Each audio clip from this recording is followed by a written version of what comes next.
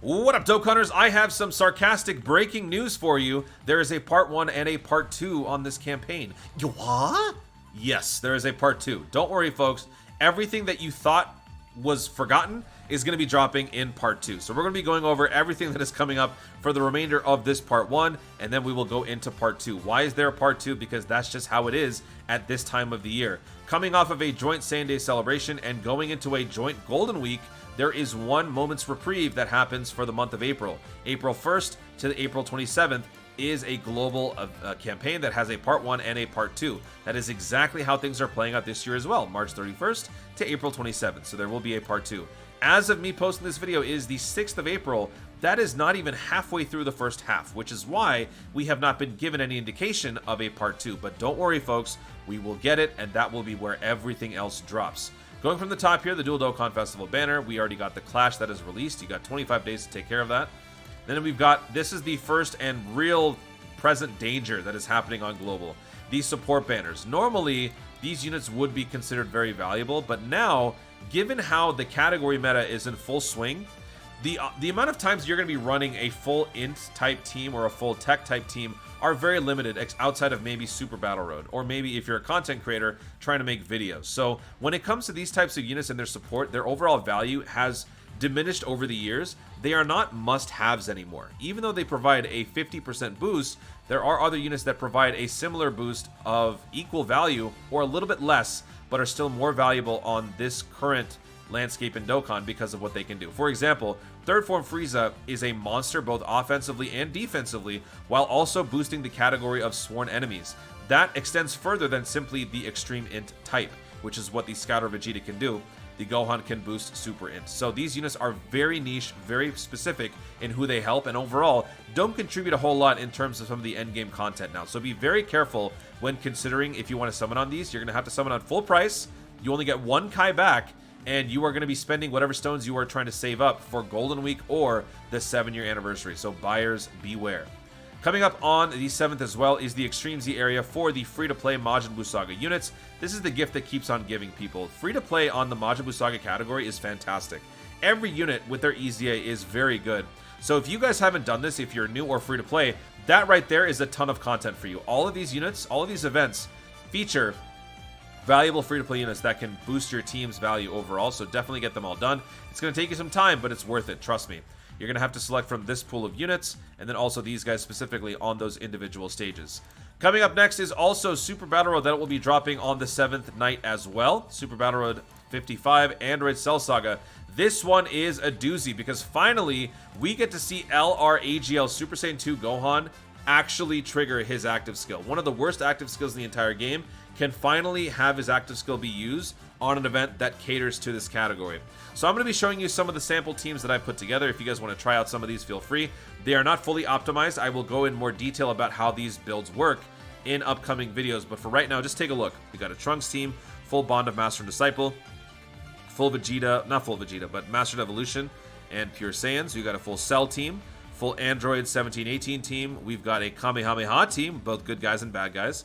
We've got a Worthy Rivals team. This one's a bit of a challenge. I'd say a lot of people are probably going to avoid this one, but if you want to try it out, have fun with the triple Piccolo on the team. Obviously, these two and then the friend unit. Then you've got the free-to-play Android Cell Saga team. This one actually looks really good. This is a nice-looking team there. Extreme Android Cell Saga. And this is the team that I think everybody is probably the most excited for because now you have an excuse.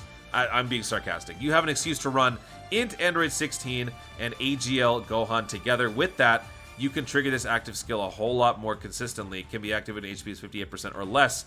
Believe it or not, this guy can go Super Saiyan 2. Who would have thought? Well, you'll finally be able to see that. I will be running this team most likely on that Super Battle Road stage. And then the last one is Future Saga. So if you guys have any of these units, any of these teams, feel free to run them. I will do a video on this when it drops. Let me know in the comments what team you're planning on running for Android Cell Saga Super Battle Road. Now let's go back here. Take a look at the rest of the stuff. So this is everything that's going to be coming up in Part 2. Part 1 is effectively ends with tomorrow night's update where we get the Super Battle Road. That will carry us over for about a week. After that, starting on the 14th or 15th, whatever date, yeah, sometime around there, we will be getting Part 2. Part 2 consists of 5 of these EZAs, 1 LR EZA, Infinite Dragon Ball History event, and the Super Strike event renewal. We should be getting all of these in part 2, so let's just go through this real quick. Starting with the LR, Goten, and Trunks. I know a lot of people are looking forward to this EZA because this unit is kind of bad minus his EZA. I've never really been the biggest fan of him, but now with his EZA, he's actually very good, and he will be very important for the Infinite Dragon Ball History event. I'm not going to read all this again. Feel free to check out the Dokkan Wiki. I post the link for all of my resources in the description, so go check it out. And you can check out this unit's build overall and see if you like it. But regardless, you are going to need this unit to run the Infinite Dragon Ball History event that requires you to run 3 World Tournament units and 3 Earthlings category units. So World Tournament, that LR, Goten, and Trunks will be great for that. This is a 8 event round. Hercule being the final boss. I never actually stopped to look at it. Hercule is the final boss. JP players, how difficult was this? I don't think this is going to be very difficult, but it's very weird to see Hercule being the final boss of anything, so that'll be fun. That gives you another, 20 plus Dragon Stones easy. So just between these 2 events, you're looking at a free multi right there. Are you sure you'd want to waste that on the stupid support banners? I think not. We got 5 EZAs coming up. The sub EZAs, 2 are going to be coming from the Super Vegito event. These can be awakened very easily. The Tech and Int Vegito. The way to boost their EZAs is to buy simply farm out 12, 20, and 12, 12. So 12 bronze, 20 silver, 12 gold, 12 rainbow. This is the standard formula that you need to awaken any unit with their sub EZAs. And the cool thing about this is that you don't actually have to wait for this event to come back, because when you're doing these events, it costs you stamina to run through those stages again. So in order to avoid wasting stamina, you could in fact use your keys right now, jump into those events, and actually farm out those medals right now. That way, when this update drops during part 2, you don't have to wait. You can simply just awaken Tech and Int Vegito right away if you want to. That's if you so choose. You can get ahead of some of these events by doing them ahead of time. So Tech and Int Vegito will be getting their EZAs from this guy. And then from the Kid Buu, we'll be getting 3 more sub EZAs. Super Buu, Vegeta, and Goku, all of whom are very good. I'm not going to go through all of their details again, but I will say that this Vegeta is a must-have post 200% Majin Vegeta releasing on Global. 200% Vegeta leader skill. This guy does insane damage and can be very valuable to your team. So if you have this guy, get his EZA going, because he is going to be doing wonders for your squad. Again, you can farm out those medals right now if you want to. So that's it for that. Infinite Dragon Ball History as well. Mighty Mask. So here is the Super Strike event renewal. How this works is they are basically taking old, very useless free-to-play units that were given to us a couple of years ago. What, like 4 years ago? And they are now... Actually, wait, no. This released back in 2015 or 2016. So this guy is, what, like 5 years old now. This SA-15 nonsense was given to us back then. Finally, they are getting the respect that they deserve, because they are getting a Dokkan Awakening, and they are going to be getting an EZA that makes them a whole lot more relevant in today's game. So this is what the TUR looks like and EZA for the Mighty Mask. Also has a super attack level of 20. If you guys are wondering what that means, super attack level 20 on a supreme damage multiplier.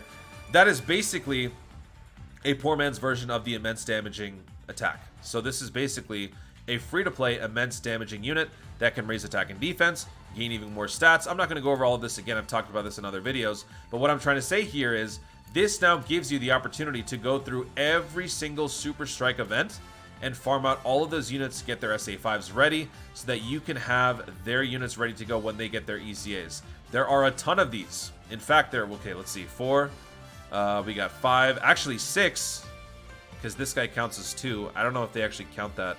Oh, they do count it. Okay, I'll just count it one by one. So 4 plus 5, so 9. We got 13, we got 16, and then we got 19. So 19 Super Strike units, all going to be getting TURs, all going to be getting EZAs. At the moment, JP only has 2, Mighty Mask and Android 16, but eventually every single one of these guys will be getting a TUR and an EZA. Again, more things to be working on. Even I'm not done farming out the SA5s of all of the various Super Strike units. I'm actually still working on that.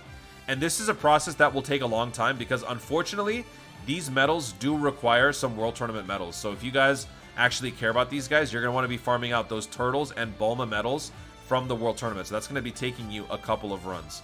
So that is a lot of content right there to work on, just simply to prepare. But then also, Part 2 has a ton of stones to be given. This Super Strike event renewal gives you 20 stones, I believe. And then the Infinite Dragon Ball History gives you about 20. You're going to be getting 30 plus from the Legendary or the LR EZA. So a lot of stones to be gained, and you can save all of that for the 7-year anniversary. That's pretty much it, folks. thank you so much for watching. If you enjoyed the video, be sure to leave a like down below. Let me know in the comments, what are you most looking forward to out of all of the content that is coming up in Part 1 and Part 2? Android Cell Saga Super Battle Road, Infinite Dragon Ball History, free-to-play EZAs. Let me know what you guys think about all of that and then some in the comments down below. Also, be sure to subscribe for more dope content in the future and click the notification bell so that you let YouTube know you want to see more of my stuff. Do it! Thanks again, stay tuned, and always remember to Dokkan responsibly.